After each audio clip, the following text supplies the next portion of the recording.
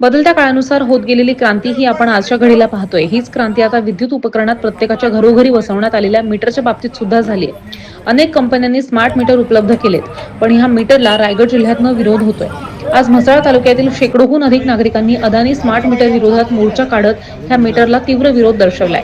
म्हसळा तालुका संघर्ष समितीनं आज म्हसळा शहरातील महावितरण कार्यालयावर जाऊन स्मार्ट विरोधात धडक मोर्चा काढत महावितरण अधिकाऱ्यांना धारेवर धरलंय. स्मार्ट मीटर हे सर्वसामान्य नागरिकांना न परवडणार आहे आणि म्हसळा महावितरण विभागाचे उपकार्यकारी अधिकारी S.G. पालशेतकर यांना हजारो निवेदन अर्ज देऊन हे मीटर आम्ही वापरणार नसल्याचं नागरिकांनी सांगितलंय. आज शेकडो नागरिक उतरलेत आणि उद्या मागणी मान्य न केल्यास 5,000 उतरतील असा इशारा म्हसळा तालुका संघर्ष समितीनं महावितरण अधिकाऱ्यांना दिलाय.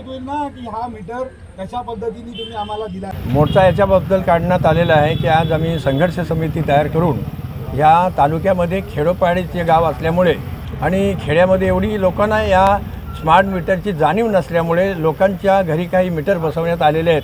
ते जबरदस्तीने बसवले आहे. कुणालाही माहिती तालुक्यामध्ये दिलेली नसताना हे मीटर बसवण्यात येतं. आमचं म्हणणं असं आहे की तुम्ही या बाबतीत पब्लिकला, तालुक्याच्या पब्लिकला कधीही माहिती न देता तुम्ही हे जे मीटर बसवलेत ते मीटर बसवू नका.